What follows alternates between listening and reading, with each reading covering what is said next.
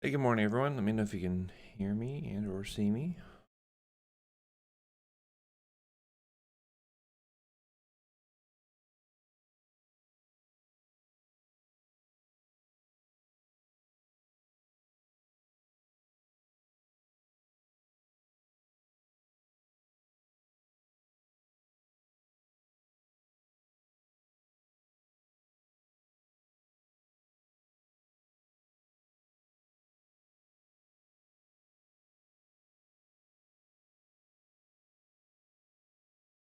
Any reply would be helpful.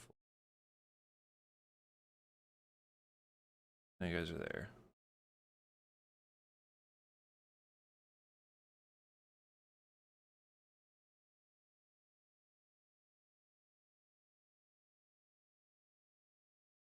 All right, thank you, Abby. I appreciate that.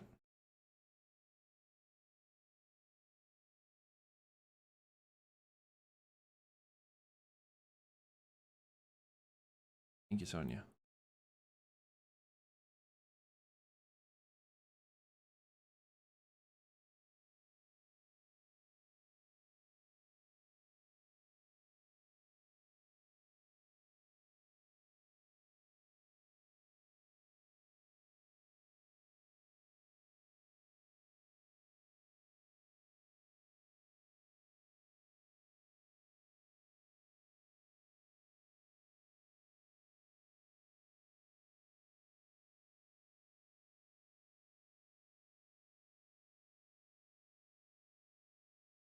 All right, well, it's 8 o'clock here. Someone did have a concern. They said, I believe there are discrepancies on this week's quiz. Yes, we haven't covered most of the drugs yet, so that makes sense. So we have some time to go over that, and I fixed the due date on the quiz there, so you have until next week at like midnight to complete that next Tuesday. So no worries on that. Yeah, we just got to get to the drugs first. Anyway, let's see here.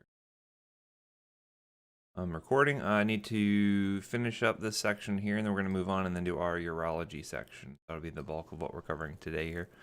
If you have any questions, like I said, always feel free to post them up. I appreciate when you guys participate. Take advantage of the fact that we're live. So that's my plea to you, because again, hopefully it kind of enriches the learning as opposed to just um, having pre-recorded videos. Like, I could do that, but then I think you guys lose that interaction, which, recommend you take advantage of. Anywho, um, so I think we're talking about chronic kidney disease. We're talking about some of the management. We mentioned some of the problems before, things like, having that renal osteodystrophy, talking about they can have issues in terms of needing dialysis, either peritoneal or hemodialysis, as I mentioned. And so we're going to see here that for helping out with the management as well, from like a non-pharmacologic standpoint, certainly doing things like limiting protein intake is going to be important, because again, we know these patients are spilling urine, protein in the urine anyway. We also will find that having a high phosphate intake, which happens a lot with high protein diets, is going to be a problem as well. It's kind of what kind of potentiates that renal osteodystrophy we were mentioning there and causes a lot of that bone loss. Also, the sodium intake to kind of help out with blood pressure and fluid retention. And then if they can stop smoking and start exercising, that's generally a good thing there. In terms of patients who have diabetes along with chronic kidney disease, and this is a pretty common thing you're going to find, we recommend they use like an ACE inhibitor or an ARB for those patients. So like an ACE lisinopril, that ARBs, all of your Artins, so candesartan, irbesartan, are going to be recommended. They help prevent that further progression because they help out with some of that the efferent arteriole. They kind of open that up some and allow decreased pressure there. Just be careful with those patients. You want to start kind of low and gradually titrate up, because you can cause an acute decrease in kidney function if you start kind of too aggressively there. Just make sure to watch their potassium as well, because it's going to go up, and patients with chronic kidney disease tend to retain potassium. Um, and then looking at things like metformin, which we're going to talk about later. We're going to get into that in the diabetes section towards the tail end of this course. That's a pretty common med you're going to see used for diabetes. You want to make sure to discontinue that once their GFR gets down below like 30 mLs a minute. We used to use it based off serum creatinine, but now we just really go off of the GFR, which is GFR, which is kind of indirectly calculated by using our serum creatinine. It's kind of a good surrogate for that. In terms of blood pressure, as I mentioned, if they have diabetes, and ACE and ARB is going to be recommended first line for those patients. We typically want to get their target blood pressure under 140/90. You may even want to be a little bit more aggressive than that, especially if they're having significant amount of proteinuria. And you'll find that things like thiazide diuretics, which may be good for other typical hypertension patients, is not going to be sufficient here. And mainly you're going to manage their blood pressure as appropriate based off their other disease states. So if they have like a previous MI, then they probably need to be on a beta blocker. If they have CHF, they probably need to be on a beta blocker, an ACE, maybe spironolactone, things like that are going to be appropriate based off of what other kind of things are going on in terms of their disease states. With anemia, so this is something that is a pretty common thing, either due to, as I mentioned, frequent blood draws. If they're going to dialysis, they're going to have blood loss in the circuit there. And so anemia is fairly common here. And so we want to be able to try to get their hemoglobin back up to, improve oxygen delivery throughout the body there, and hopefully decrease the need for transfusions, because those are certainly not without their own side effects there. So if we can have them make their own blood cells, hemoglobin, that's going to be beneficial. We're going to do that with the use of something called an erythropoiesis stimulating agent, or ESA. And then along with that, we need to have, and this is absolutely vital, is having iron supplementation to go along with that. If you don't have enough iron, you can't produce new hemoglobin, just as simple as that. And we use the hemoglobin for monitoring to make sure they're getting up to appropriate levels there. In terms of target hemoglobin, we're basically shooting between a level of around 10 or 11, depending on if they're on renal replacement therapy like dialysis. We certainly want to start to consider it when they start to get down in like the 9 to 10 gram per deciliter range there. So it's something where we're going to, and again, this takes time. It's not like it's a fast acting sort of thing like you would see with like a transfusion of red blood cells. This takes months in order for it to really kind of see the effects of it, because this is on a hormonal sort of level. We're having the patient produce their own hemoglobin. And so the thing is that we don't want to shoot for too high of a level. And so if you consider like what's normal for like an adult patient, you're considering something like 14, 15, 16, depending if they're male or female. Here we can actually find, if you shoot for a quote unquote normal level for these patients, like above 13, you tend to get sort of a sludging of the blood. It becomes more viscous, and that tends to block flow. And that can lead to things like heart attack. It can lead to things like stroke, things like that. So that's why we actually end up discontinuing it at what is still considered sort of an anemic sort of level. And so normal for them is not normal for everyone else. And you can see, even if you're giving them all the ESA agents you want, it doesn't matter if you don't give them enough iron, because you have to have iron in order to produce that hemoglobin. You have a couple agents here that we can use. We have epoetin alpha and darbepoetin. Maybe some of these you've heard of if you've ever followed anything with like sports and like blood doping and things like that. This is a means of actually doing that. There's been people busted for utilizing EPO in order to boost their hemoglobin, so that way they can deliver more oxygen during like cycling and things like that. So certainly risk for things like death, MI, stroke, VTE, anything where sludging of the blood is going to cause a blockage. This can happen here. So that's why we want to make sure we don't get the hemoglobin too high. And then there is some risk for certain types of cancers, although it's fairly low. That's why we're only going to use these when we absolutely need to. And once they get up to a good goal level, we'll go ahead and discontinue at that point. And depending on the drug, you may need it several times a week. You may need it every 4 weeks. It just depends on the agent there. Usually this is something you'll see if they're on like Monday, Wednesday, Friday dialysis, they'll get their EPO at the same time they're getting that. So other things you can run into in terms of adverse effects include things like hypertension and vascular access thrombosis, which kind of makes sense, because if you have more blood cells that are just kind of floating around, they can cause some blockage there and cause coagulation to occur. So if they have like a fistula in place or something, that is a risk for getting clotted off due to the use of the EPO. In terms of iron status, again, you're going to find that this is required by pretty much all chronic kidney disease patients. However, the oral utilization is not necessarily going to be enough in order to get them up to appropriate levels. And you also want to make sure you're getting things like B12 and folate.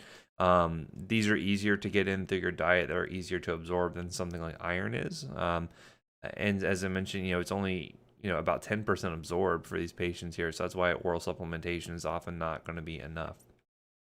We have a lot of different oral preparations that are out there. So we have things like ferrous sulfate, ferrous gluconate, ferrous fumarate.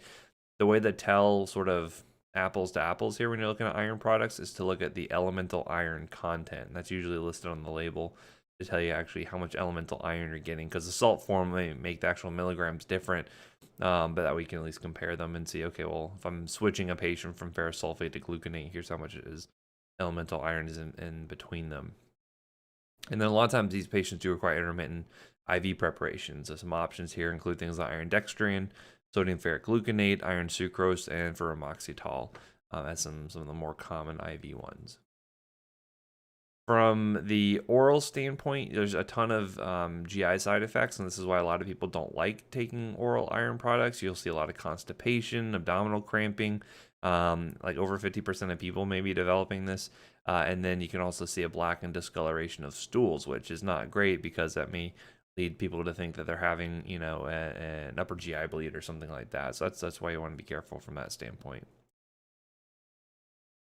Yeah, so Suzanne is asking, is there a reason you want a different salt form of the iron for a particular patient? A lot of times it may depend on what they can tolerate. Some forms may be a little bit more tolerable by the patient from like a GI standpoint than others. Other things might be like cost, so those are probably like the biggest concerns from that standpoint. There's not any of them that have like spectacular bioavailability compared to the other, because it's more of like a GI issue, like the actual cells and their ability to absorb the iron is more of the problem there. But yeah, it's a really good question, because you may find that you're switching a patient, maybe on, ferrous fumarate at home, but then they have to be admitted for, maybe they missed their dialysis or something, and now you need to switch them over to ferrous sulfate, because that's what's on your formulary. So sometimes you have to do that sort of thing there, but that's why the elemental iron content is the thing you want to look at. But as I mentioned, like that blackened discoloration, it can be really, indicative of like an upper GI bleed, but it's just the iron that's doing that. So that's one thing you want to let your patients know. It's not that like tarry type of stool you would see with an upper GI bleed. It's more just the blackened discoloration. The IV formulations are fairly safe for the most part. You just have to make sure you give a slow enough infusion. You don't want to give that too quickly, because you can actually end up seeing hypotension. You can bottom out their pressure. They get dizzy. They get headaches.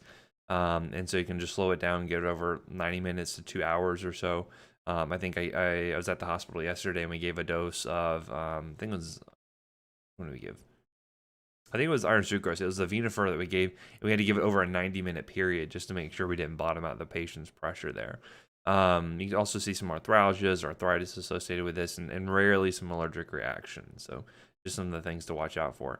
And typically this is something that patients would come in for like every couple of months or so, because when you give it IV, it's 100% bioavailable. So you get kind of all the iron you need for a while. So that's another benefit. It's every, couple weeks to months, you may need these iron preparations when given IV. But it's more expensive, obviously. Some risk to it. So as I mentioned, if you can use oral, that would be great. More often than not, though, for patients with like chronic renal replacement therapy, you do need IV. Like the one I used it for yesterday for a patient was actually because they had really extensive bleeding due to menstrual issues. And so, during their menses, they had really heavy bleeding, and they just couldn't keep up with oral iron preparations. We had to use IV iron. Right, so there may be some other uses for it, but typically chronic kidney disease tends to be a pretty common one there. And so while you're doing this, you're going to be monitoring the iron status about every 3 months or so while they're on ESA therapy. That's that erythropoietin stimulating therapy. Again, if they're going to be on an EPO-like agent, they need to be on some form of iron, because it's very rare you'd ever have someone who has really good iron stores that needs EPO, right? So that's why we want to make sure they at least have both going there. And then when you're initiating therapy, you're going to monitor a little bit more frequently, usually weekly, monthly, and then see how they respond, and then you can kind of spread it out there. Certainly, they're going to be monitoring these renal replacement therapy patients fairly frequently in terms of their hemoglobin, probably more than every 3 months. But moving on to the mineral and bone disorders, so that renal osteodystrophy that we talked about here. Ideally, we'd like to sort of normalize their calcium and their phosphate and their PTH levels. We're going to see this helps to cut down on things like their fractures, helps cut down on a lot of morbidity and mortality here. Typically, we'd like to keep calcium and phosphate in a quote-unquote normal range. One thing that helps to guide us to see if there's too much and their risk for precipitation of calcium phosphate crystals goes up is that they have this product here that's greater than 55. So basically, you just take the calcium level and the phosphate level, you multiply them together in the patient. And if it's more than 55, then you know that their risk for developing these precipitates that can deposit into the tissue, they can deposit in the kidneys, it is going to be higher. So that's why you want to be cautious there and make sure you get those levels, within lower range than that product of 55. And then again, you're monitoring PTH levels as well, because that's going to be high because they're having low calcium, they're having low vitamin D levels, and that stimulates PTH to upregulate. Let's see. Someone said, you said a patient can receive EPO on the same days as dialysis. Are they receiving the EPO during the dialysis treatment, or do they need to be done at separate times? Also, how is EPO delivered? Can it be given through the dialysis cath if the patient has one? Those are great questions. Those are very practical-based questions. Typically, I would see the EPO shot. Honestly, it's like a very quick shot. You can do it as like a sub-Q administration. So like darbepoetin or the Aranesp comes as like a pre-filled pen. You can do that sub-Q. So and again, it's a hormone, so it's a fairly large product, so it's not like it's going to be pulled off by the dialysis, the dialyzer itself. So really large things can't really cross the membrane for the dialyzer, so those are relatively safe. So you could probably do it at the same time. You could do it right afterwards as well. That wouldn't be a big issue, would not be a big time waster from that standpoint. But yeah, those have to be some parenteral form, whether sub-Q, IV, any of those are fine there. Can he be given to the dialysis catheter? It depends on the setting there. So like a lot of times these dialysis patients who are chronic will have like a fistula in place. And so I'm not sure if it can be given through that or not. Most of the time I do see sub-Q administration though. So that kind of makes that a moot point if they're just giving it underneath the skin. So really good question. I like that. Very thoughtful about like the actually like rubber hits. Like I'm not gonna have a question like that on the exam, but I like to kind of think about from the real world perspective, and that's a very good insight there. So thank you. In order to help keep patients with their calcium and phosphate in check, we like to do some dietary phosphate restrictions, because remember having that high phosphate levels in the blood is what helps lead to a lot of that precipitation and kind of leaching of that calcium from the bone.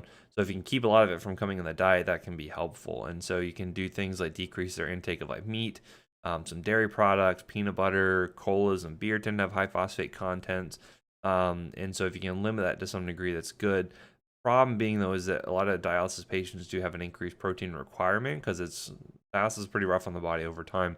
So you kind of have to strike that balance between their protein intake versus how much phosphate they're actually getting in, which can be tough there. But you'll generally find that the dialysis machine is not sufficient at pulling off that phosphate on its own.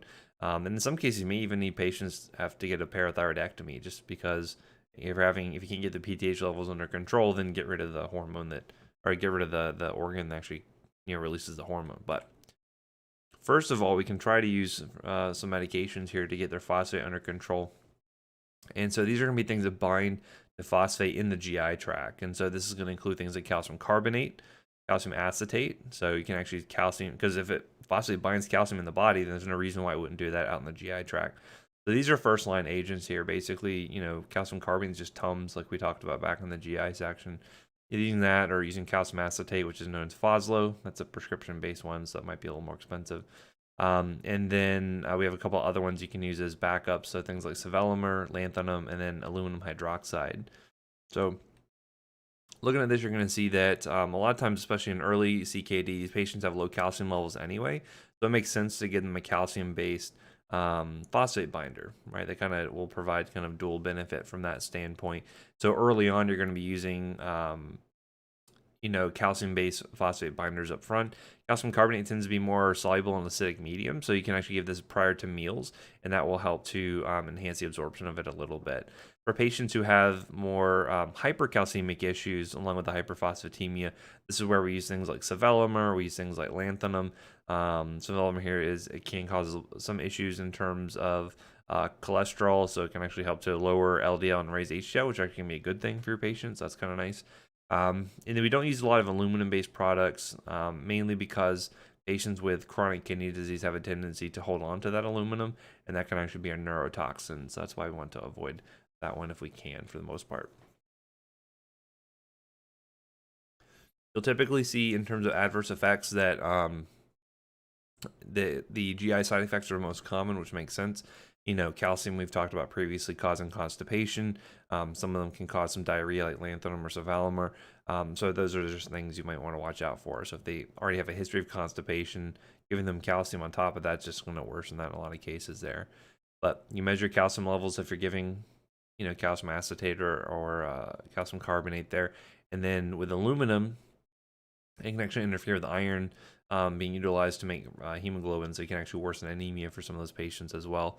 So I typically avoid the aluminum if you can. In addition to that, you have the CNS toxicity that can happen over the course of months to years.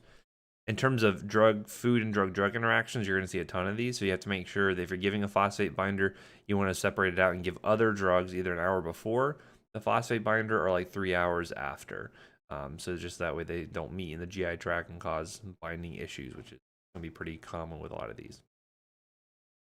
In terms of vitamin D therapy, it's important to make sure that you consider the fact that they probably can't produce enough of their own active, the dihydroxyvitamin D, that calcitriol. So we may need to replace that. So, and again, they can get all the ergo and cholecalciferol they want through their diet.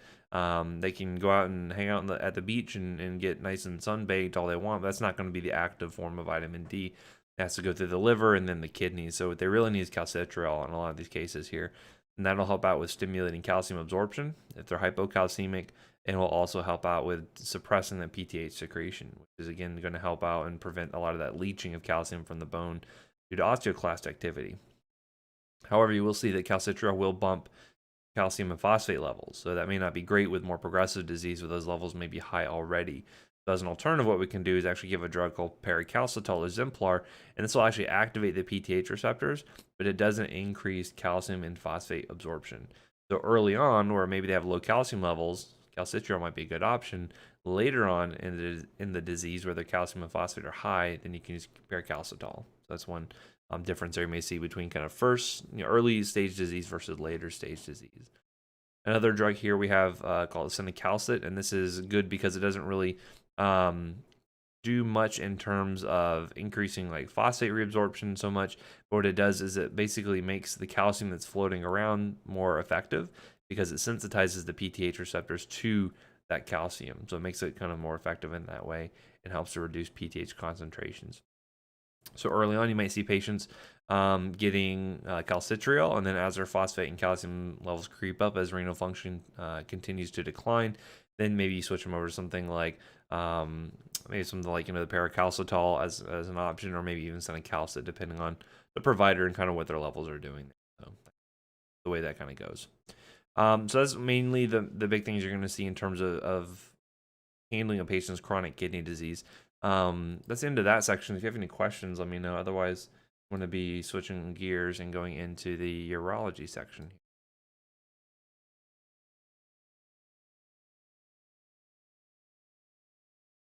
So first thing we'll talk about today for urology is going to be our erectile dysfunction medications. So basically, we consider erectile dysfunction any inability to achieve an erection suitable for intercourse for, say, 3 months or so. Another name for this might be impotence. Note here that this is going to be different than something like decreased libido, or if you have like an ejaculatory disorder or infertility issues. This is specifically just like the actual mechanics of like developing an erection for intercourse. We're gonna see this is. You should have access to the PowerPoint. Hold on here. I'm not as used to Blackboard. I don't use it as often, so like I get into trouble sometimes with all these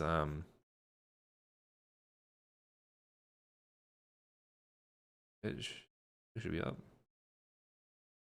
Can anyone else retrieve it? Enabled here.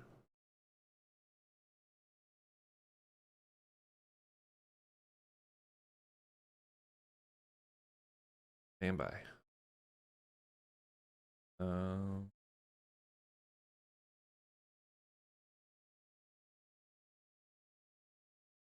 Some of us that week 8 didn't upload yet. You guys gotta let me know about this stuff.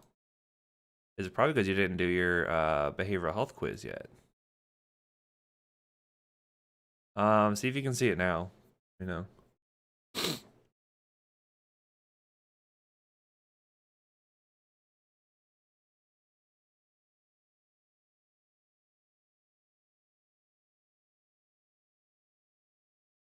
It should be available now. The point with the quizzes is to kind of keep up with the course. And so that's why I included some of that as like an adaptive release. Like you're supposed to do the quiz and then you can see the next week. But I don't want to disrupt the lectures here. Anyone can let me know. You got it now? Okay, thank you. Yeah, the point of it is trying to encourage people to keep up. That was more important with the pre-recorded lectures, but I want to make sure everyone's with me from this standpoint. So we should be good now. So hopefully everyone has access to it. Anyway, so obviously I haven't covered anything too important just yet, but anyway, point being, and I want to cover some of the medications that can also cause some of these issues in terms of some other kind of sexual dysfunctions, as we're going to see here in just a little bit. But typically, this is going to be more of an issue with, men as they get into middle age and greater. You typically see that, while this may be just thought to be a part of aging, this is something that can be sort of expedited by some of our disease states. We can also find that medications can play a role with this. And so we like to focus on some of those, because if you can get rid of a medication and fix their issues in terms of developing an erection, then that's better than having to add on more medications, right? Assuming their other disease states stay managed here. But you can see this with like diabetes, you can see with hypertension, lots of things that can sort of influence this. Normally, what happens though during the process of developing an erection here, you're going to see that in the penis you have two corpus cavernosum. During the flaccid state, this is where you're going to have balanced flow between blood flow coming in through the arterial side, and you're going to have blood flow leaving from the venous side. During an erection, again, there's sort of a really complex sort of neuronal interplay between processing external stimuli, integrating that in the brain, and then sending the signal down to actually cause the erection, which I'll get into in just a moment. But basically, during the erection itself, you will have decreased venous outflow, and you'll have increased arterial inflow. You have more blood coming in that's coming out, and that's what causes the erect sort of state there. How this is enhanced is through the actions of things like acetylcholine, which can help out with the production of cyclic AMP. To see the actions of adenyl cyclase there. Also really important here is cyclic guanosine monophosphate, or CGMP. This is going to be another really important signaler here that's going to help out with that blood flow, as we'll see here in just a moment. But basically, you'll see that nitric oxide is helpful with the endothelial cells. It will allow for the production of CGMP, which prevents calcium from coming in to the cells, and that will then lead to vascular smooth muscle relaxation. That's what allows for the arterial flow to come in. So this is kind of like how we saw with our nitrates, how nitrates cause vasodilation in patients with angina. The same thing can happen here in this vascular endothelium that will allow for more blood flow to come into the penis, and then you have an erection that occurs there. Acetylcholine will also help out with that, because that will help with prostaglandin synthesis, and that enhances cyclic AMP production. Both acetylcholine and prostaglandin E help to enhance cyclic AMP, and that'll be important for an alternative method for treating this disease state, as we'll see here in just a little bit. One thing you want to consider too is if we're having an issue in terms of testosterone. We've talked about some of that endo stuff earlier, I think last semester. Certainly you want to consider testosterone being a problem here if the patient's more having issues like decreased libido, not necessarily so much of the inability to develop an erection, but they just don't want to have sex. That's more of a testosterone sort of issue here. You will see that testosterone, if you recall, gets converted over into DHT, or dihydrotestosterone, via the enzyme 5-alpha reductase. If you have less DHT, that can also be a problem here, because DHT also tends to be a more masculinizing, more androgenic sort of drug than testosterone is itself. But we'll talk more about that in terms of BPH here in just a little bit. But just be careful of patients complaining of inability to have sex with their partner, because again, it's not always an actual erectile dysfunction. It could be a libido issue. And so, one of the things you'll do in your workup is to look at the testosterone levels, and just be careful, because even it could be normal, but maybe it's kind of low for that particular patient. So there's a wide range of things that can be an issue here, and try to determine if it's more of a decreased libido issue or if it's actual true erectile dysfunction. Now, lots of reasons why this may occur. It can include things like vascular issues. It can include neurologic issues, diabetes being a fairly common thing you'll see here. Could be issues of things like hyperprolactinemia, testicular removal, so from a hormonal sort of standpoint. In a lot of cases, though, it's just going to be organic. It just kind of happens iatrogenically. Not iatrogenically, but idiopathically, it will happen there. In some cases, maybe a psychogenic sort of issue. So more so like with things like dementia, Alzheimer's, they just may not be able to really process those external stimuli in order to have sex, as their mental status sort of declines over time. And it may be multifactorial. It could be a lot of things happening here. Now, I like to focus on medications because this can be a pretty easy thing to overlook when you have a patient coming in complaining, especially if you're not the one prescribing the medications for the particular disease state. Maybe it's another specialist they see or something. You want to be considering this and look over their medication list. But look at things like anticholinergics. This can, we saw acetylcholine helps to promote this. So having anticholinergics, it makes sense how it would kind of decrease the ability to develop an erection. Things like antihistamines, tricyclic antidepressants, all of that can be potential costs for this. Dopamine antagonists, like you would see for schizophrenia, can be another one. By blocking dopamine, you actually increase prolactin levels, and having high prolactin levels causes decreased testosterone production, right? So that could be a reason why you would see that there. You can also see things like estrogens, anti-androgens, things like spironolactone, all may suppress testosterone activity, which can actually mediate some of that libido stimulation. So if you're missing that, that could be an issue there. And we'll talk about some like anti-androgen drugs a little bit when we get to like BPH, and so that could be like an unintended consequence there. And the other big thing too, you want to be really that's important from an education standpoint, is to avoid things like CNS depressants.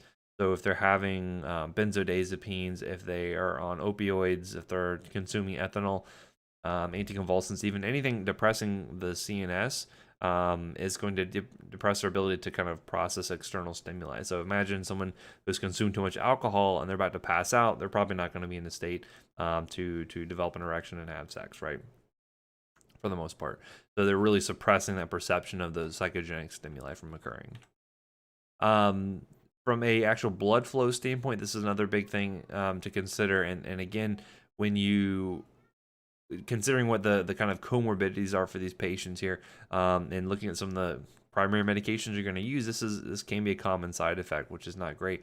So a lot of your drugs for blood pressure can be included here. So things like diuretics, beta antagonists, so like your beta blockers, things like central sympatholytics like clonidine can all decrease arterial flow, which can decrease the ability to develop that erection there. You will see this less often with things like ACE inhibitors, ARBs, and calcium channel blockers. This is these are kind of the main ones you want to go with if they're still sexually active. That may be a better option for them, or at least if they start a diuretic and they notice they're having some issues with their partner, this can be something you may want to consider switching them to. And then some other drugs, we'll see occasionally can cause some issues. We'll talk about finasteride, dutasteride a little bit later on. Those are going to be 5-alpha reductase inhibitors. Things like lithium can do this. So many miscellaneous agents. So it's always good to look at their med profile and see if anything can be causing a problem there. So in terms of treatment for these patients here, obviously we want to increase the number and quantity and quality of suitable erections for them.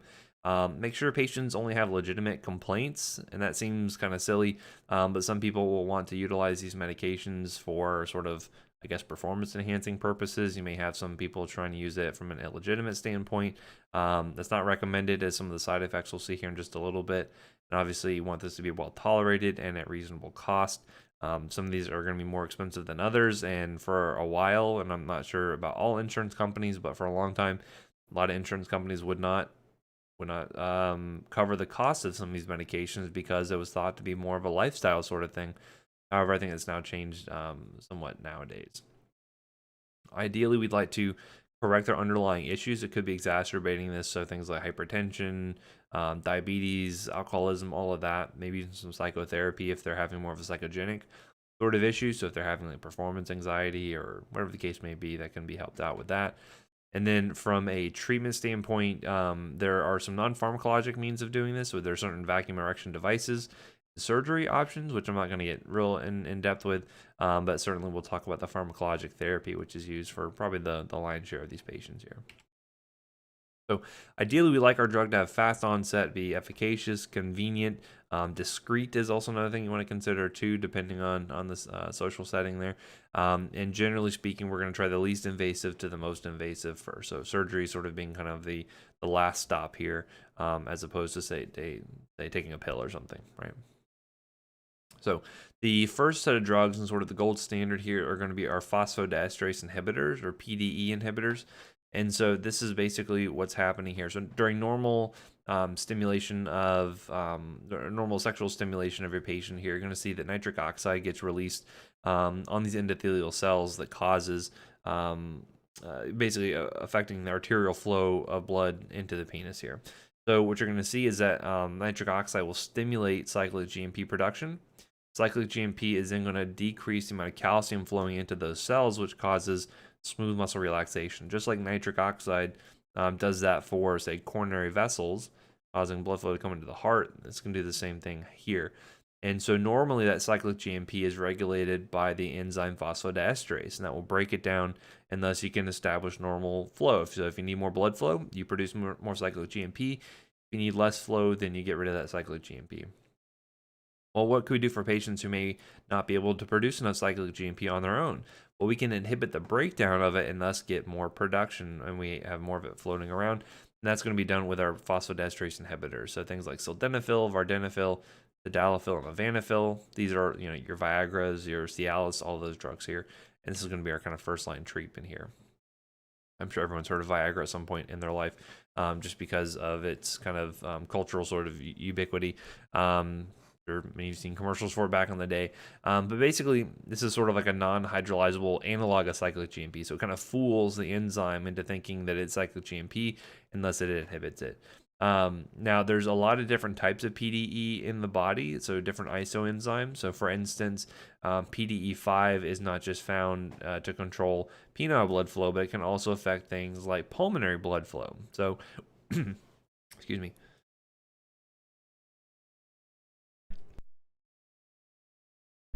Okay.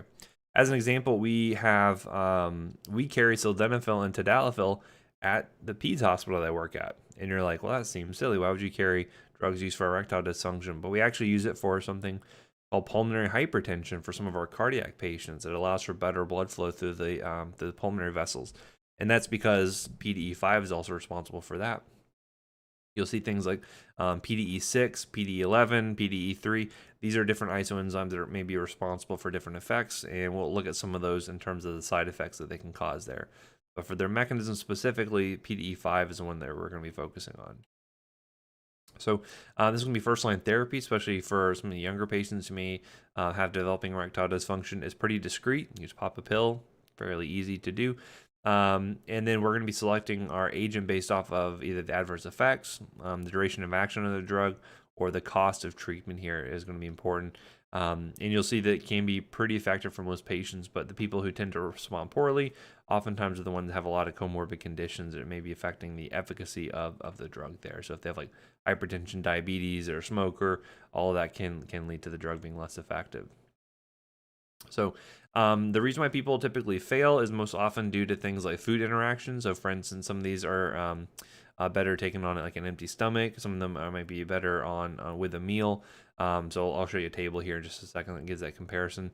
And you typically want to try between 5 and 8 doses before you really know how effective it's going to be for your patient there. And you may need to titrate up on their dose.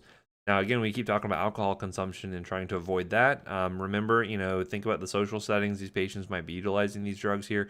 You go out on a date, you're out for dinner, you decide to have a couple of drinks of alcohol, maybe someone decides to order shots. That can be impeding the ability for this drug to really work. So it's important to avoid that excessive alcohol intake there. A little bit's fine, but obviously too much. 1 tequila, 2 tequila, 3 tequila floor? That's probably too much for these type of patients here, right? Anyway, you will see that these should be avoided in patients who have conditions that may be, kind of conditions that may cause impaired blood flow in the first place. So if they have like history of like sickle cell disease, leukemia, if they're on other erectile dysfunction meds, things like that, the risk for priapism tends to go up. And we're going to talk about priapism a little bit later on, but this can be a urologic emergency. If you can see impaired oxygen flow and cause tissue necrosis, and that's obviously no good. Someone said over here, are the drugs that are typically given for erectile dysfunction that you said you give to peds for pulmonary hypertension given in a different form? Not really. We just, if anything, most of the meds that come for erectile dysfunction come as pills. We can compound it into a liquid form because oftentimes these patients are younger. They may not be able to take pills, but if they're a little bit older and they have pulmonary hypertension, no reason they couldn't just get a tablet. Yeah, so, and sometimes they'll come like in a different brand name. That way it's not like you're giving, your 5-year-old girl Viagra, but it comes, I think, like Stalevo, I think is the alternative brand name you may see marketed specifically for that. So yeah, so it's the same drug though, essentially. It's like, yeah, like we give little girls Viagra, and it's like, well, that seems totally counterintuitive. But if you know the mechanism, and you know what the disease state is, it does make some good sense, and it really does help out those patients quite a bit. So a lot of cardiac patients who have sort of cardiopulmonary issues will receive that for sure.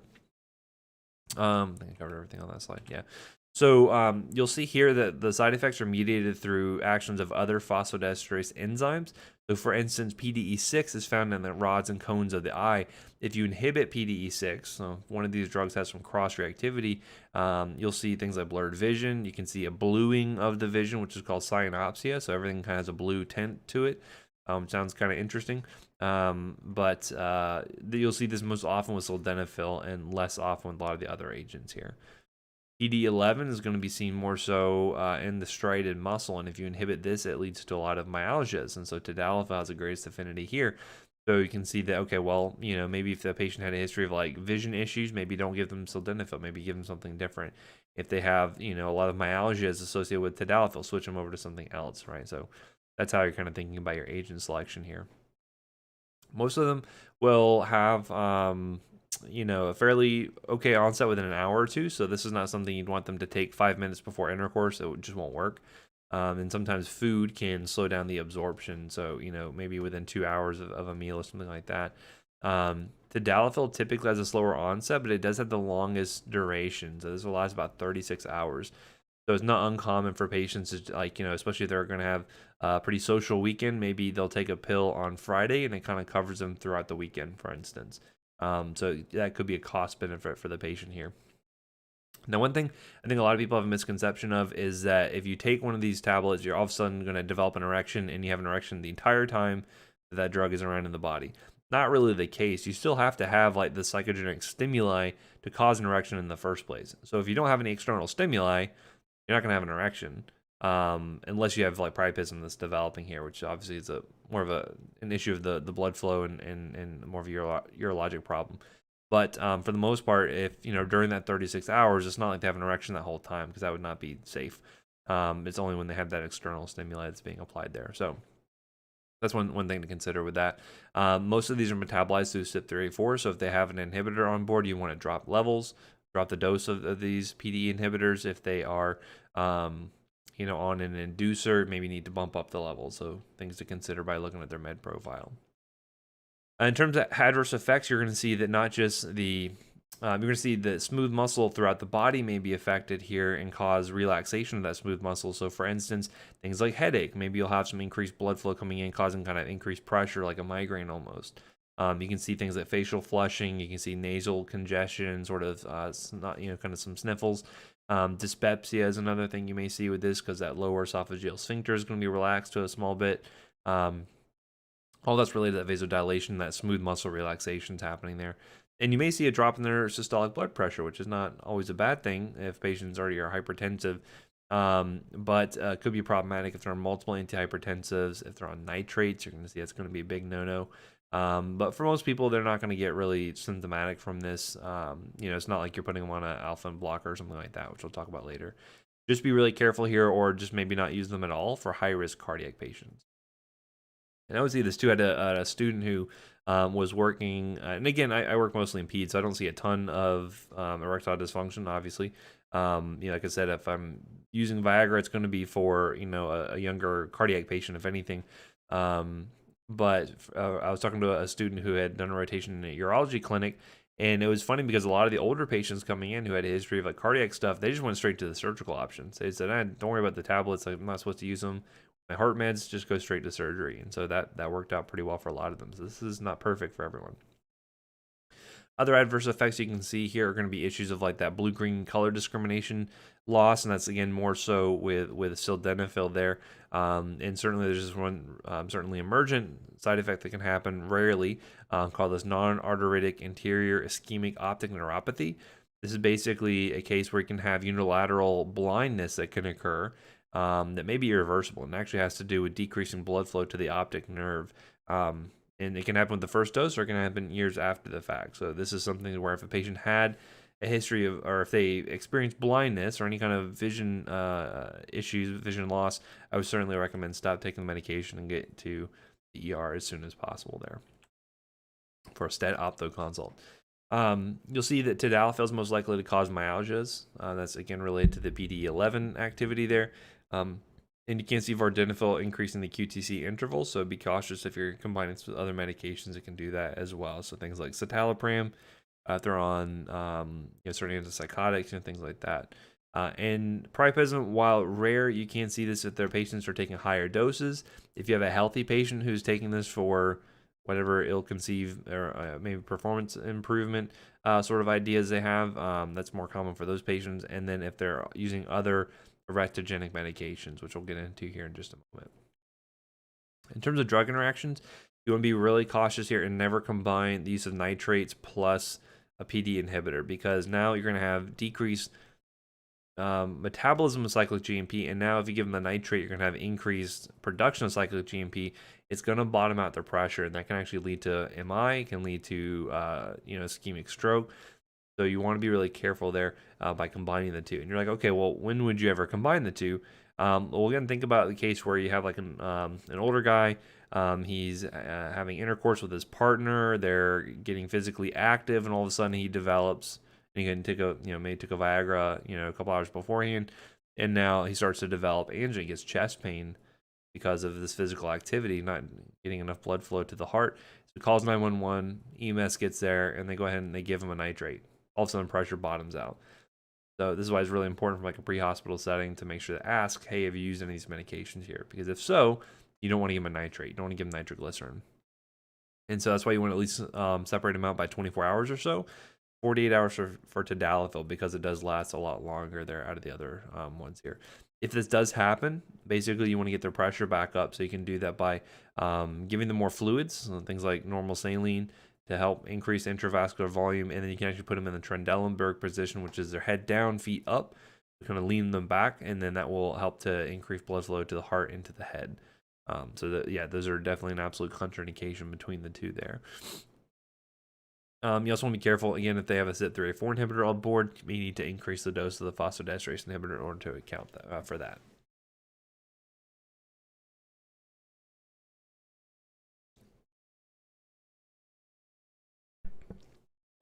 As an alternative to the phosphodiesterase inhibitors, which you could also use as a drug called prostadil or prostaglandin E1. Basically, it's an analog of that.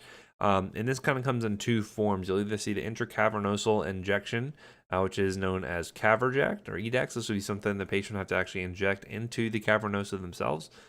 Or the intraurethral insert, which comes as a brand name called Muse, which is kind of sort of an elegant name that is an acronym for the medicated urethral system for erection. I don't know if that's necessary. That is quite as elegant. They say use the Muse system, and that sounds much better, I think. So this a prostadil works through a different mechanism. Instead of enhancing cyclic GMP actions, it increases cyclic AMP actions. And again, this is going to be working very locally. You're not going to see a lot of systemic side effects from this, because you're going to find that one, this is not stimulating nitric oxide activity throughout the body. This is not impairing the ability for phosphodiesterase to work elsewhere outside of the body. It's just working directly on cyclic AMP right there in the penis itself, and is not going to be affecting much else in the body, because mainly this has a really short half-life, which is again why it's going to be applied really directly. And so this is good for patients to have, like, maybe they failed phosphodiesterase inhibitor therapy. If they have like a prostatectomy, diabetes, this can be a really nice option for them. The reason why people stop using this is, one, that is inconvenient. They may be needle phobic. Obviously, it's probably not something most people have on the top of their list of things to do is inject themselves. They may eventually, as time goes on, lose interest in sex. Maybe it's too expensive. These therapies will typically be more expensive than a typical phosphodiesterase inhibitor. You may also need things like, injection supplies like syringes and needles and alcohol swabs and all that kind of stuff. It can just be more cumbersome. But basically, alprazolam can be injected into one of the cavernosa. You just want to do one of them. And again, because of the short half-life, this is only going to work probably not more than an hour or so, but it does have really fast onset. So, about 5 to 10 minutes before intercourse, the patient would, obviously using sterile technique, inject into one of the cavernosa. Again, this injection technique will probably improve with time, assuming they are getting some practice with that. And then they will then be able to develop an erection probably not more than an hour or so, which hopefully is long enough for their purposes. Obviously, you're using a short, high gauge needle here, so it's a very small needle, so that way it's not causing a lot of too much tissue injury there. But again, things like aseptic technique is really important, so that way they don't get infection. You don't want like a secondary skin infection from that. So again, good, clean technique is important here.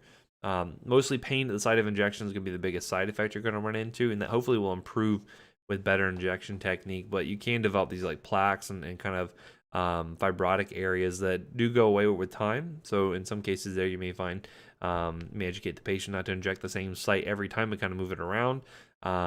And these plaques and sort of fibrotic areas will go away with time. So you may want to discontinue use until that kind of clears up. Other than that, priapism is probably the biggest risk you're going to see. Again, 1 to 15%, so not super common, but can be a risk there. Hopefully, it's less likely to be kind of extended in terms of length of action because of the fact that it does have a very short half-life for the most part. The alternative form you can do is the intraurethral injection, which is basically you're using a suppository that can be deposited into the urethra. This can cause urethral damage. You do want to be careful with this, especially if patients have a history of like strictures or if they have any difficulty voiding. This could worsen that. So again, it's going to be more of the patient preference, provider preference on which form they want to go with there. Okay, so that's all the medications we have for treatment of erectile dysfunction. Again, there are surgical options where you can, insert like an inflatable sort of pump sort of thing. You can insert a prosthetic, different options, but I'm not going to get real into that because, again, this is mostly outside of my wheelhouse for the most part. But moving on, we're going to talk about benign prostatic hyperplasia next. So again, another condition that mainly affects male patients here. You're going to see this to be pretty ubiquitous, especially in older men, just because we know as time goes on, the prostate is just going to grow. And so there's a couple of different options we have here. Certainly for some patients who are asymptomatic, you can just watch and wait. While certainly several medications we can try here, and then surgery is going to be the last option where you may have partial or total removal of the prostate. However, if we can hold off and not need surgery, that's going to be beneficial for our patients there because a lot of side effects from removal of the prostate you can see there. As I mentioned, a lot of older men are going to develop BPH to some degree there. You'll typically see sort of like a bimodal growth of the prostate, usually around puberty, and once they get into later life, and you're certainly going to see, around 63 to 65-ish is when that really starts to sort of ramp up there. You get about half of people who become symptomatic do eventually require treatment. Just depends on kind of how disruptive it is for them, and what their thoughts on treatment is, if they have comorbid conditions, things like that. So what happens here is you can see the prostate. Here's the bladder, here's the urethra, and then the prostate. Basically, it's a chestnut-sized gland, which I don't know if I've ever seen a chestnut in person, but I'll kind of go with it. And it surrounds the urethra, and what it normally does is help to provide sort of some of the secretions to help make up the ejaculate. So that's one thing it can kind of help out with, which makes sense why you see a lot of ejaculatory disorders if it gets removed, because you kind of lack that fluid production there. And then it also has really high zinc content, which is interesting because it has antibacterial properties. So kind of another reason why male patients tend to have a less of a risk for UTIs than females, not just due to the anatomy, but also, I guess it's anatomy too, because they have a prostate, but due to the actual high zinc concentration killing off any bacteria that may want to cause some infections there. So pretty interesting. As I mentioned, you'll see it grow first in puberty and then around 40, and it just kind of continues on. And it's important to kind of look at the 3 different types of tissues that make up the prostate. So you're going to have the epithelial tissue. This is what helps to produce a lot of the secretions, and it is stimulated by growth of androgens. So that's going to be mainly DHT or dihydrotestosterone we're going to be seeing there. You'll have the stromal tissue, which is going to be more so sort of this kind of smooth muscle tissue that is going to be embedded with these alpha-1 adrenergic receptors. So again, it's important to keep in mind the difference between androgenic which it means like androgens, like testosterone, and adrenergic, which is going to be like epinephrine, norepinephrine, that'll stimulate these alpha-1 receptors. So kind of keep those two separate. But basically, these alpha-1 receptors present on the tissue. When you activate these, it'll cause squeeze of that tissue, and that can cause impingement on the urethra. Okay. There's also a capsule, which is has some adrenergic receptors that are there, sort of a combination like connective and smooth muscle tissue. So normally what happens here is you're going to see a testosterone itself gets produced in the testes, and then via the enzyme 5-alpha reductase can be converted over into DHT. You know, DHT causes a lot of things like male pattern baldness and hair growth. We know that it tends to be more potent of an androgen than testosterone is, and this is what's going to be the main action that the main hormone that stimulates prostate enlargement. Okay. Now note that you'll find that some testosterone will get converted via aromatase into estrogen. So all guys produce a little bit of estrogen, and that can then produce a growth of the stromal tissue there. So that could be another thing, more of a minor product, but really the DHT is the biggest thing we'll see there. Oh, someone said, in an older gentleman who had both a heart condition and was worried about his erectile dysfunction, would it ever be appropriate to treat him with a PDE inhibitor for both conditions, or is the dosage of a PDE not efficacious enough to treat heart condition in an adult? That's a good question. You'll find that the PDE inhibitor we're using, so again, we're talking about PDE5 as being the main thing that helps treat erectile dysfunction, is not going to be effective for causing vasodilation in the blood vessels. That's going to be more so due to the actions of PDE3. So you would not really see it be all that effective from that standpoint. But again, you still want to be careful if you're mixing a nitrate plus a phosphodiesterase inhibitor, because that can cause, again, a bottoming out of the pressure, causes too much synergy from that standpoint. So you would not see that there. You'll see PD inhibitors being used for BPH because you get a little bit of cross-reactivity there. But from this standpoint, it would not be good to treat for that. Again, if you're using a PD inhibitor for a cardiopulmonary sort of issue, it's more so for the pulmonary hypertension.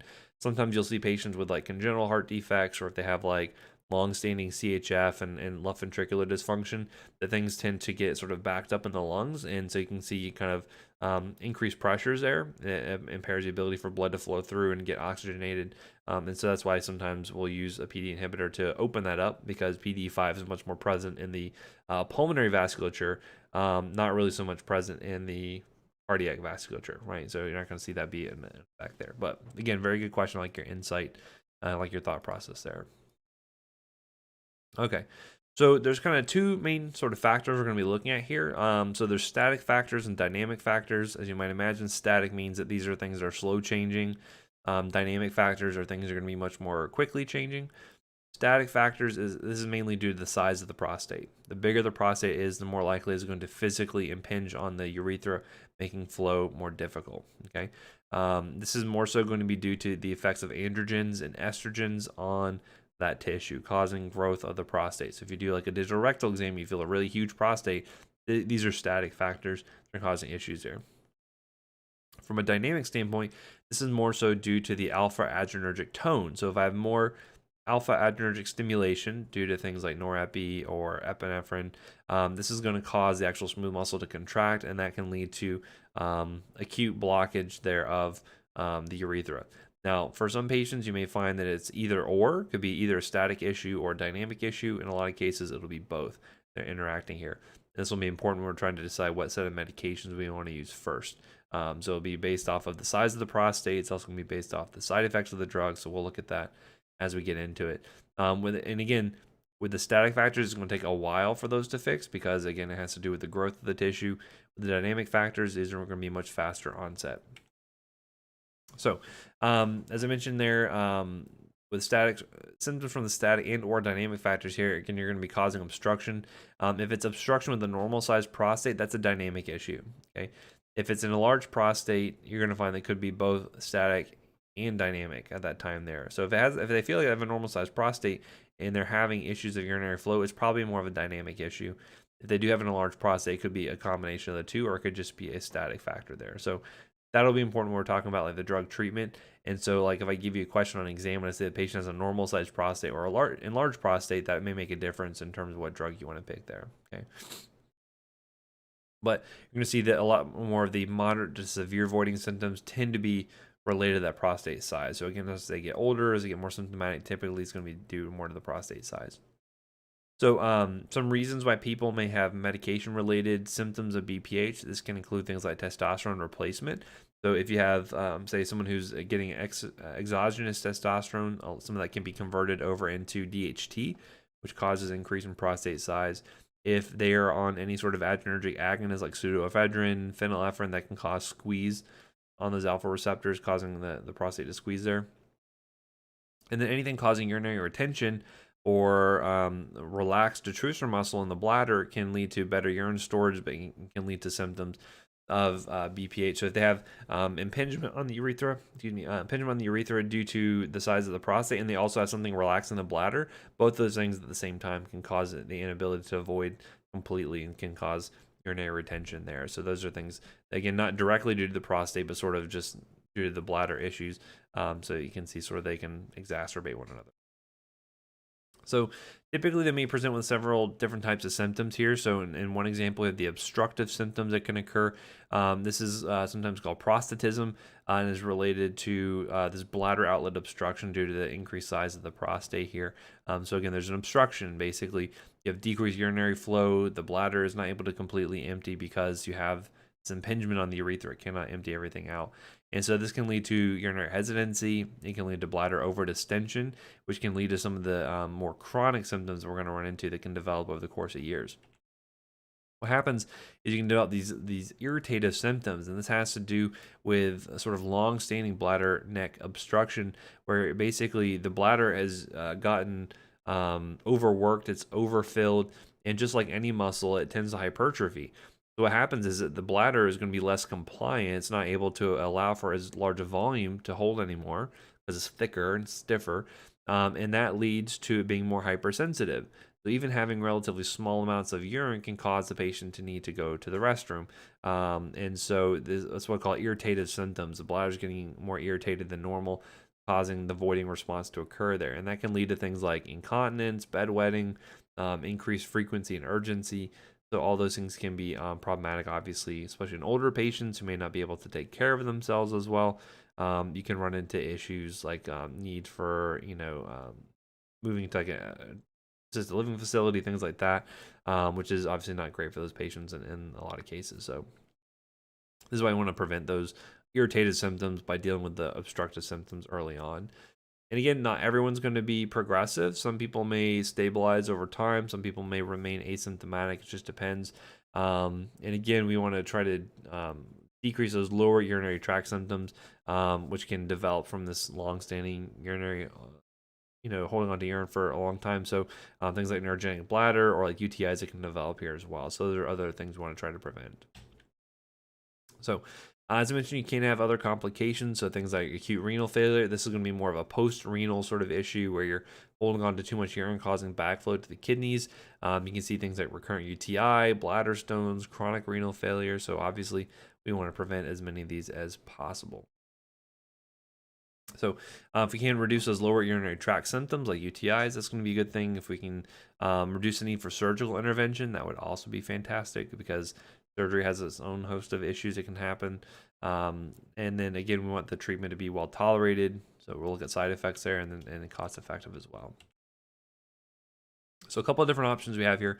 So first thing we can do for the dynamic factors is to relax the smooth muscle in the prostate. And so this is going to be done with our alpha-1 adrenergic, which I spelled that wrong, adrenergic antagonist. This is going to be used most commonly. Note that these don't decrease the size of the prostate. They just relax the prostate, the smooth muscle, to allow for better urine flow. Other things we can do is to reduce the static factors. And so we can do this by reducing testosterone's activity and DHT's activity. This is going to be done through the 5-alpha reductase inhibitors. And then finally, we can have things that can help out with the more irritative symptoms. And this will include things that can actually relax the bladder for us, like antimuscarinics. And this will help to reduce some of those irritable voiding symptoms. So it's going to be more of a late stage sort of addition there. How we determine our agent of choice here is going to be very much on a case-by-case basis. Just keep in mind that the benefits are only going to last as long as the medication is around. So if they stop taking it, drugs are not going to really work anymore. So if they are taking something to reduce the size of the prostate, they stop taking it, the prostate is going to go back to its original size, right? If they, take away an alpha antagonist, it's going to go right back to its activity once that drug is not being used anymore. So just remember, compliance is important here. Typically, our alpha 1 antagonists are going to be used first line, mainly because they're very rapid acting. They deal with those dynamic factors very quickly, and they have fewer side effects overall. And then we will use 5-alpha reductase inhibitors more so for patients with like cardiovascular histories, or if they have like significantly large prostates. We're going to see we don't like these drugs first line, mainly because of some of the side effects that they have, some of the unintended issues you run into. And in some cases, combo therapy is warranted.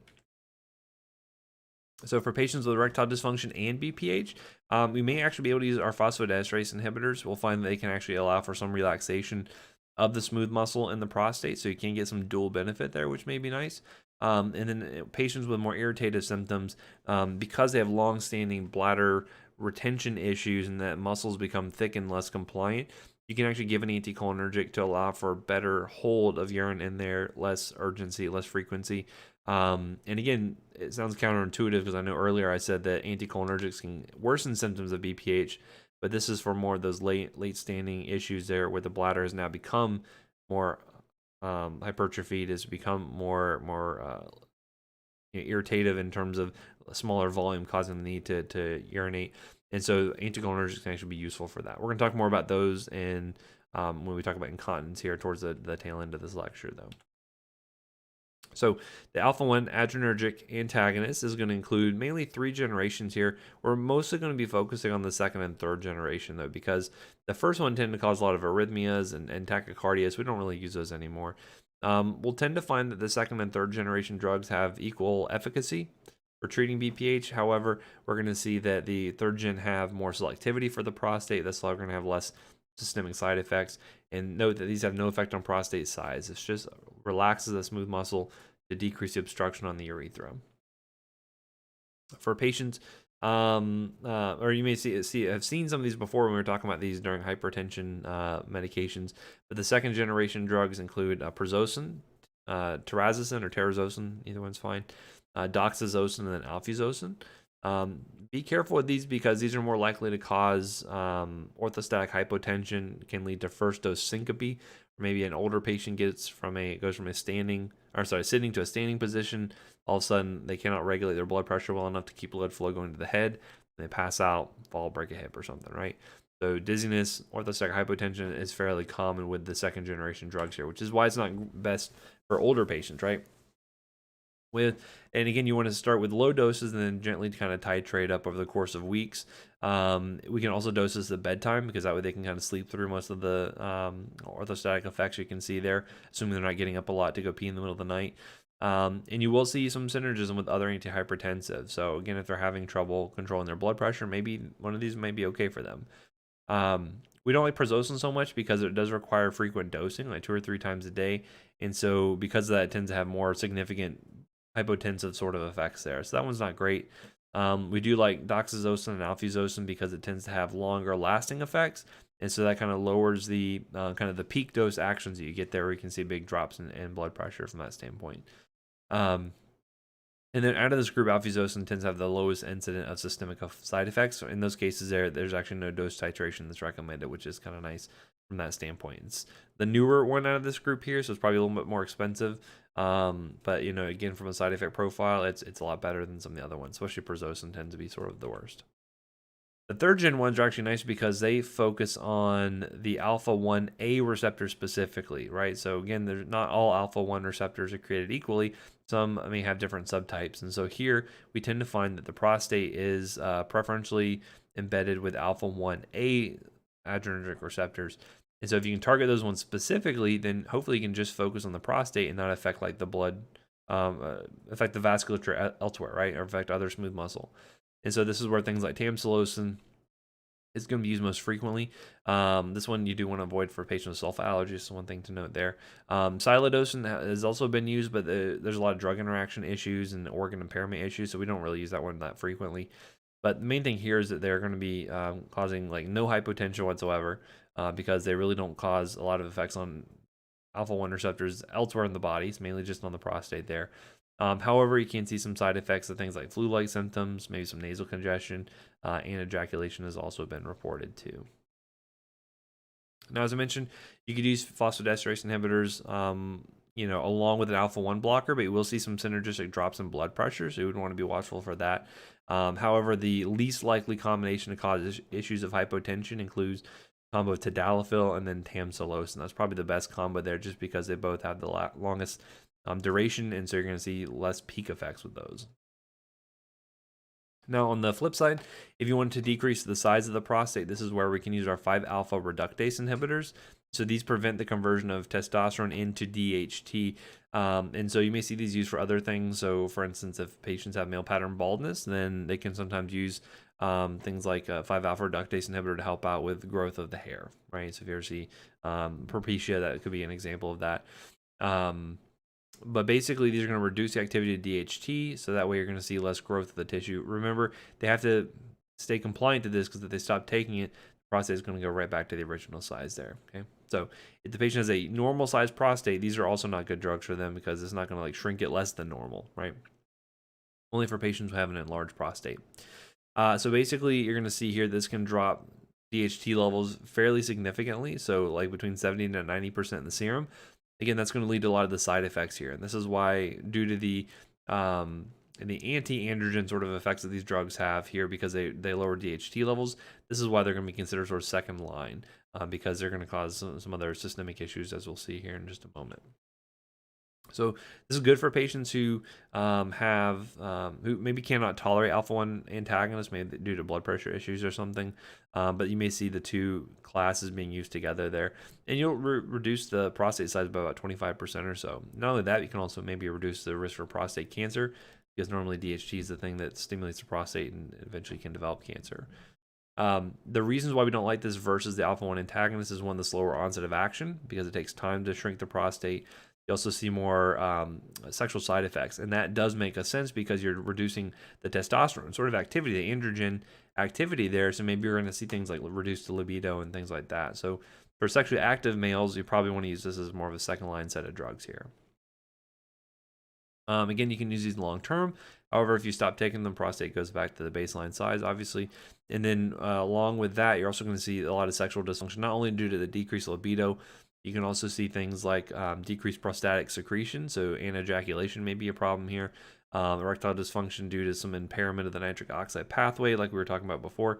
So those are things to watch out for. Other than that, you will see some gynecomastia due to kind of an increase in estrogen activity, because you're kind of shifting the balance between changing testosterone to DHT. If it can't go that pathway, it may go more so the aromatase pathway, and then now you have more estrogen being formed there. And then things like nausea, vomiting, headache. That's fairly common stuff with any drug. And then this is a pregnancy category X. I know we haven't talked extensively about pregnancy categories yet. I think it's coming up next week. But basically, X means it should not be handled by anyone of childbearing potential, because it can negatively affect a fetus. So because mainly you don't want to be affecting hormones in a fetus that's developing, they need those to develop normally. So that would be something you want to avoid if pregnant. Now, as I mentioned, we can use some anticholinergic agents here. This helps to relax the bladder to decrease those irritated symptoms. Again, just make sure the patient doesn't have really significant post-void residual. Otherwise, this is going to worsen that. But we'll talk about this more so in a few seconds here when we get into the incontinence section, which is right now, right? So mainly, again, so BPH, if you have an enlarged prostate, maybe you want to focus more so on the 5-alpha reductase inhibitors. If you have a normal sized prostate, or if you have like a sexually active patient, or if you're looking for faster onset, alpha-1 antagonists are going to be the way to go for the most part there. So first line, alpha-1 antagonists. They have a large prostate, or they're failing alpha-1 antagonists, then you can go with the 5-alpha reductase inhibitor. Okay. So then to wrap up things for today, we'll talk about urinary incontinence. So this is basically involuntary leakage of urine, maybe related to some urgency symptoms that can happen here. But you may see things like nocturia, daytime frequency, and can lead to a lot of issues from a psychological standpoint, self-esteem problems, depression. This may lead to some patients needing to be, put into an assisted living facility, which is obviously not great for their health in the long term. We'll see that in terms of female patients that tend to be more so affected by this, that this oftentimes will happen mostly around menopause. And that actually makes some sense, because during menopause, you're going to see a drop in their estrogen levels. and that can have some effect on things like the urothelium, which we'll see in just a few moments. Again, we're going to talk a lot about estrogen next week when we get into OB-GYN there. But as I mentioned, chronic urinary incontinence can lead to institutionalization of these elderly patients where they're more likely to get sick and their mental status tends to take a dive. So if we can prevent that, that's always great. Again, looking at the lower urinary tract here, this includes everything from the bladder down. So this includes all those urethral sphincters, the urothelium. Keep in mind that also there's a lot of neurophysiology that goes along with this. So looking at the detrusor muscle that gets innervated by a lot of parasympathetic fibers where acetylcholine can affect them. So again, muscarinic receptors are activated by acetylcholine. We're going to typically find that stimulation of these M2 and M3 receptors causes squeeze of the bladder, which causes the need to void. And so these can also be responsible for some of these urinary incontinence symptoms here. I don't really care if you know if it's M2 or M3, just know that they're muscarinic receptors and that normally acetylcholine activates them. So we have two urethral sphincters. We're going to see that the proximal sphincter is going to be more so involuntary. The distal sphincter is going to be voluntary and somewhat involuntary depending on what's going on there. But we'll see there's some ways we can try to increase closure of the urethral sphincters. And then we'll also see the bladder normally relaxes as it has more volume coming into it. That's how you're able to store more urine. But you may see some issues of compliance that can happen here. So either it gets too thick and stiff, like we were talking about with BPH, long-standing. So there can be some issues with the bladder that can develop over time, which we'll get into in just a moment here. But there needs to be good coordination between the organs, right? You want to make sure that as you're having urination occur, you have squeeze of the bladder, you have relaxation of the urethral sphincters to allow for normal urination to occur. Again, with incontinence, you may find that there's some disruption of this here. And again, this is why we see a lot of patients with things like, spinal cord injuries. They become incontinent because they cannot coordinate that between the CNS down to their to those pelvic nerves. So a couple of different types of incontinence we're going to talk about today include things like stress urinary incontinence. This is typically an issue of urethral underactivity, so the urethral sphincters don't have enough closure pressure. And this is where you can see incontinence with like brief bursts of activity. So if you sneeze and you have a little bit of leakage, if you're exercising or walking upstairs or something like that, typically this is low volume and is more episodic. You'll typically see things like pregnancy and childbirth, which can affect the anatomy of the urinary system. You can design that menopause can cause this, obesity, aging. This is relatively rare in men unless they've had a prostatectomy, which is we're more likely to see that. And this can be aggravated by drugs. Actually, I made a mistake here. I should remove ARBs. Those don't cause cough. But if you have like an alpha antagonist that can relax that smooth muscle, allow for decreased closure pressures. If you have an ACE and they're coughing, so there could be some medications that could be aggravating that. Other type include urge urinary incontinence, and this is typically bladder overactivity. So this is where you see leakage that's associated with urgency, right? They have the urge to go to the bathroom.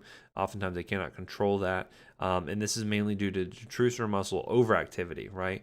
So you have these involuntary contractions that can occur, causing the bladder to not be able to hold as much and leading to sort of the need to go.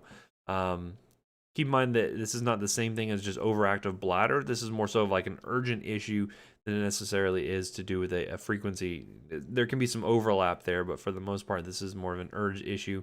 Where all of a sudden it's like, I got to go right this moment, and they may not be able to get to the bathroom in time there.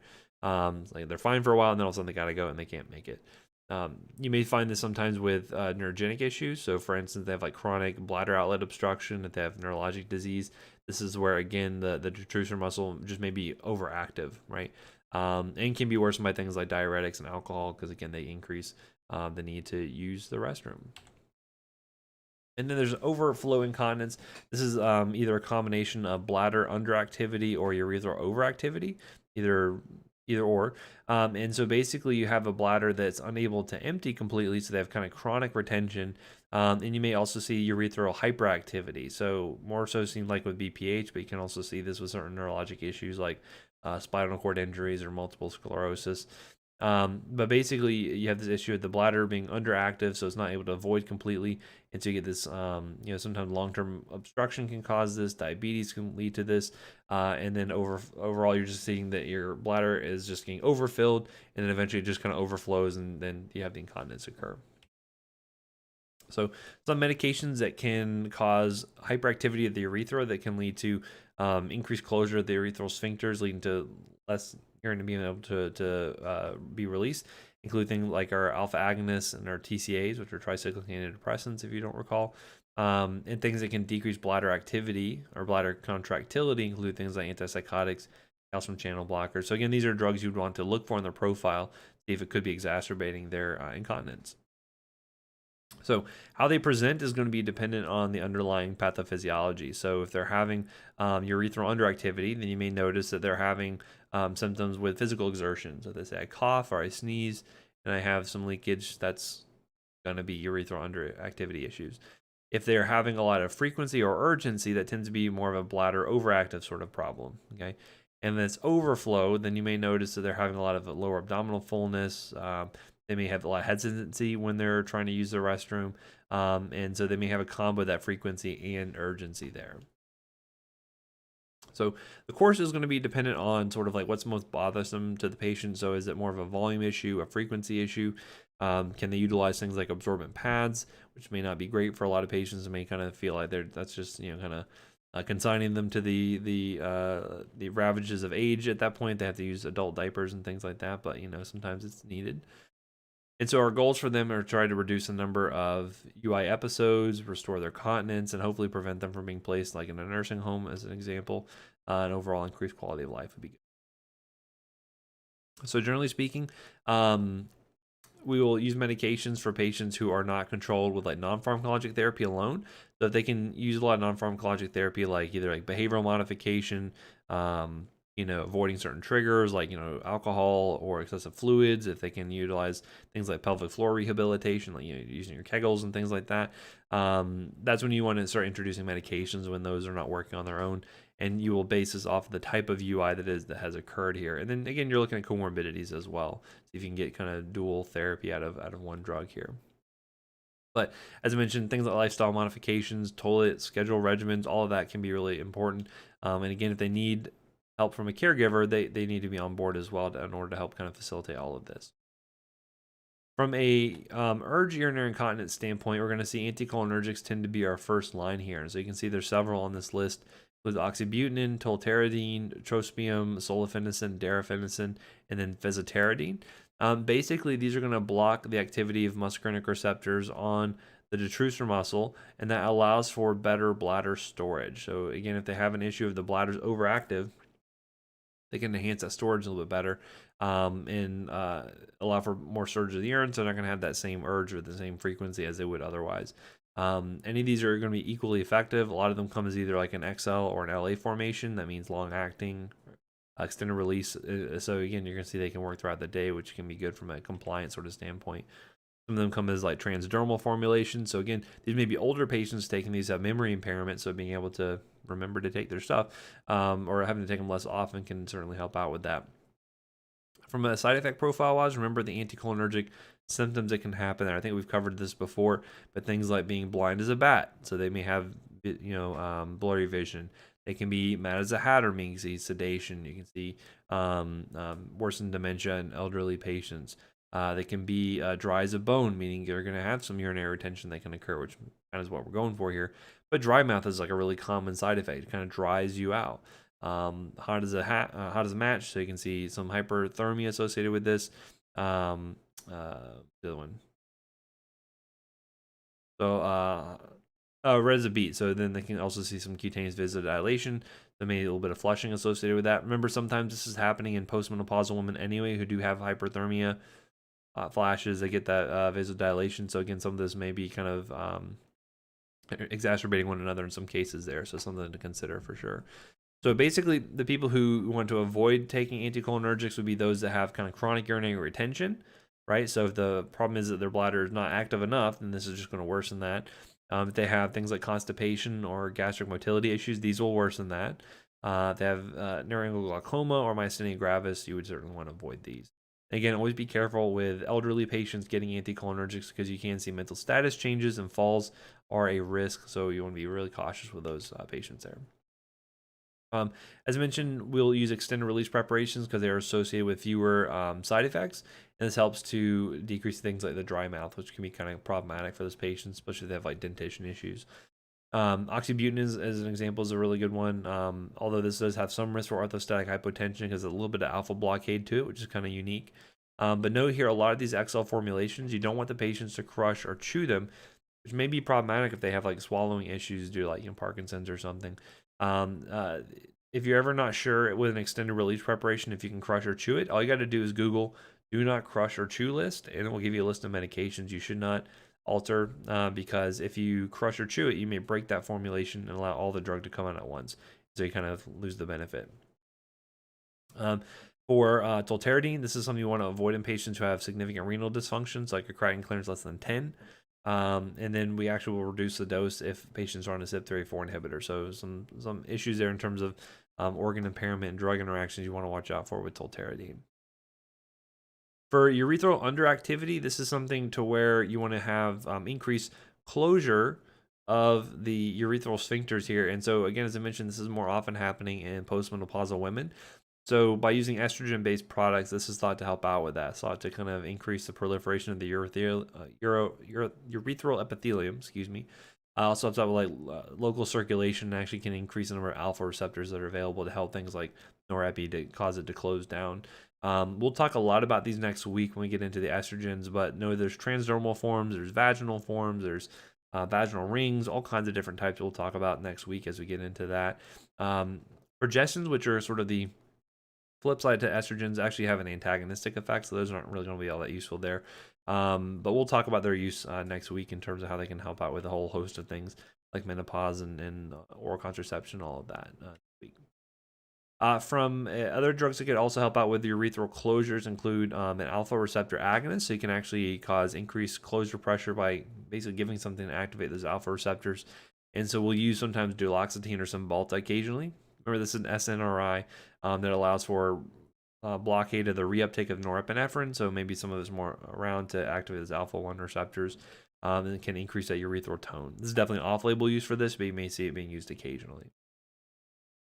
And then for the overflow incontinence, because that's usually an issue of impingement on the bladder neck, kind of refer back to our BPH meds, because that's what we saw to help out with that. So things like your alpha-1 blockers, things like your 5-alpha reductase inhibitors, and those will kind of help you out with the overflow and allow for better removal of that urine through the bladder neck there. So yeah, I think we're right on time. So I'm glad we're caught back up and their lectures and all of that, which is good because OB-GYN's kind of a big section, which we're going to start next week. Any questions from you guys regarding any of that? Or do we have a test next week? I don't think we do.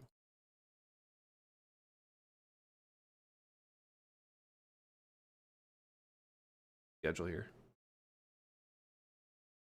Yeah, no test next week, but then we'll have an exam the following week. So we got 2 weeks for the next exam, so we got some time there. But yeah, any questions at all from? I appreciate you joining me here today. But if nothing else, then I guess I'll let you guys go, and you all have a great rest of your day there. I will see you all next time.